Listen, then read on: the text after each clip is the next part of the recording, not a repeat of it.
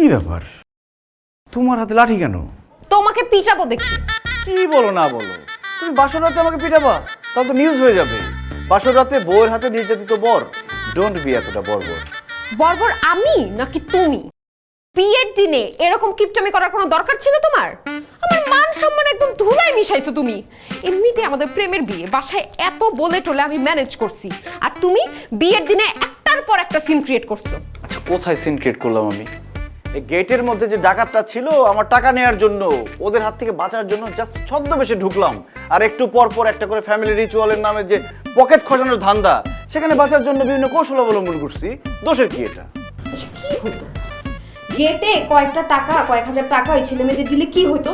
ওরা একটু হাত ধুয়ে টাকা চাইছে, সেটা দিলে কি হইতো? তোমার কি অনেক বড় ক্ষতি হয়ে যেত? ওরা এই টাকাটা দিয়ে ভালো মন্দ কোনো কিছু একটা খাইতো, ওদের মনটা ভেঙে দিলা না তুমি? আর টাকা ভাগার চেয়ে মন ভাঙা অনেক ভালো। তোমার বাবা কি ওদের কম খাওয়াইছে? সবাই গলা ভর্তি করে খাইছে। আমার কাছে ভিডিও আছে, দেখাবো? তোমার সাথে না আমি পারবো না। কিপটা কথা। অবজেকশন। ডোন্ট কল মি কিপটা। তুমি আমাকে বলতে পারো মিতব্যয়ী, হিসেবি, অথবা অপচয় রোধকারী। আচ্ছা, সব কথা বাদ দিলাম। আমার গিফট কই? বাসর রাতে জামাই বউকে গিফট দেয়, কোন একটা অর্নামেন্টস দেয়, আমার গিফট কোথায়? আনো নাই তো গিফট। আমি খুব ভালো মতো জানি কিচ্ছু আনো নাই তুমি। এটা তোমার কাছে অপচয়, তাই না? হুম, এটা তো অপচয় না, এটা হচ্ছে সঞ্চয়। চোখ বন্ধ করো, বন্ধ করো চোখ। করছি। এবার চোখ খুলো। এটা কি? Diamond ring. অনেক কষ্টে খুঁজে ডিজাইনটা পছন্দ করে গুগল থেকে এই ছবিটা ডাউনলোড করেছি। এত সুন্দর একটা রিং যদি তোমাকে দিতে পারতাম। তুই জীবনে সূত্রাবি না, তুই সূত্রাবি না। এমনি কি খুঁজো? লাঠি কেন? না কেন লাঠি না কেন? হ্যাঁ,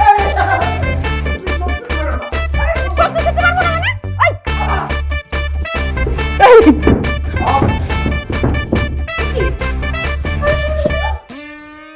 ও, বাইরে অন্য বাসায় তো কারেন্ট আছে।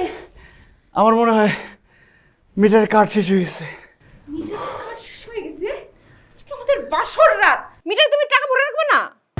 আমি হিসেব করে দেখলাম যে যতটুকু টাকা আছে এতে রাত 12টা পর্যন্ত চলবে।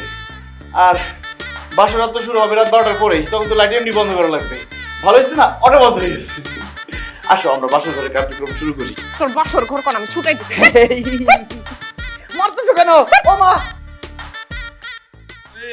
নতুন জামাই আসছে। কংগ্রাচুলেশন মিলন ভাই। Thank you. বিয়ের পর এই প্রথম অফিসে আসছেন, মিষ্টি নিয়ে আসবেন না? কি বলেন আপনারা সবাই? ঠিক একদম। এই আপনারা ঠিক বলেন কেন? আমি অফিসের সবাইকে আমার বিয়েতে দাওয়াত দিছি না? কেন দাওয়াত দিছি? যাতে আপনারা গিয়ে মিষ্টি, পোলাও, মাংস, কুরমা সব খেতে পারেন। এখন আপনারা গেছেন, আপনারা খাইছেন, মনির যায় নাই, মনির পায় নাই, আমার কি করার আছে বলেন? অবশ্যই করার আছে। সবাই তো আপনার বিয়েতে যায় নাই, যেমন মনির যায় নাই। সবচেয়ে বড় কথা হচ্ছে আমাদের বস যায় নাই। তার মানে বস মিষ্টি খাবে না? বস মিষ্টি খাবে না, কি করবে সেটা বসের ব্যাপার, এটা আপনারা বুঝতে হবে। আরে মিজান সাহেব, আরে দিয়ে চলে আইছেন, বিয়ে শাদী সব ঠিকঠাক? ও অভিনন্দন আন্নারে, থ্যাংক ইউ। বিয়ে শাদী করছেন, তাইলে ব্যাগ ঠিকঠাক আছে?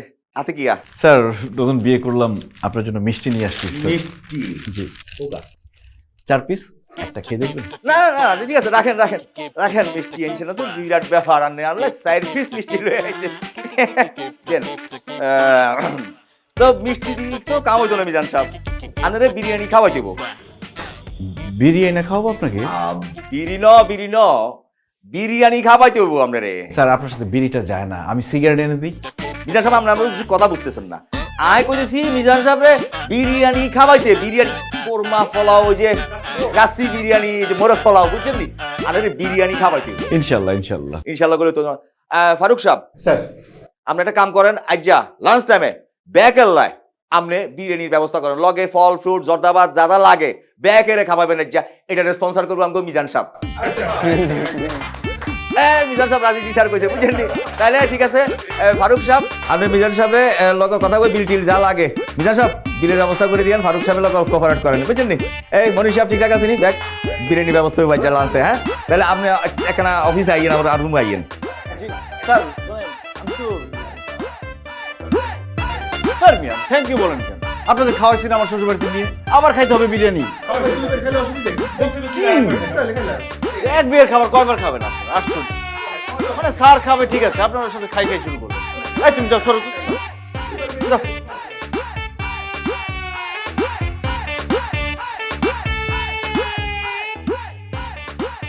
ভাইয়া টোটাল কত হয়েছে? স্যার আপনার 15 কেজি মিষ্টি 8,600 টাকা হয়েছে। 8,600 টাকা। ভাই 1 কেজি মিজান বন্ধু, তুই তোর দোকান, তুই মিষ্টির ব্যবসা শুরু করছিস কবে থেকে? এই তুই কি চাকরিটা ছেড়ে দিয়েছিস? চাকরি ছাড়বো কেন আমি? ও আচ্ছা, বুঝতে পারছি, ব্যবসার চাকরি দুইটা একসাথে করতেছিস।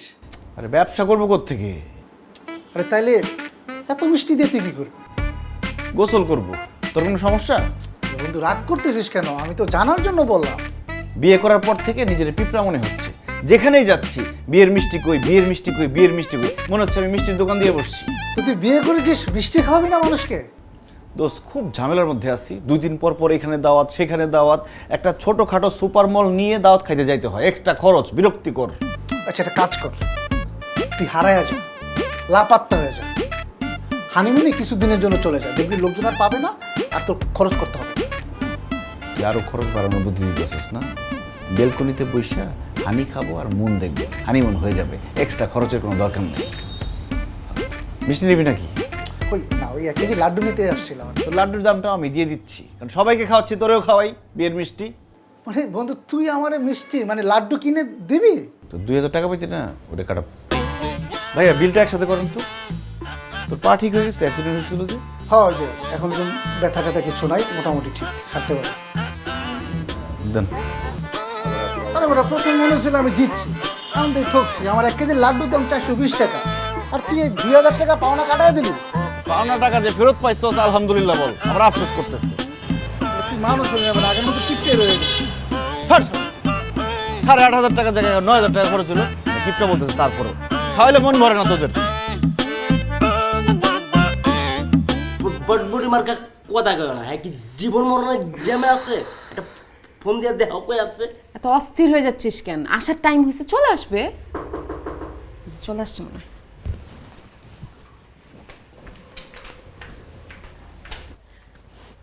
এ কি, তুমি দেখি নিজেই সব শপিং করে নিয়ে আসছো?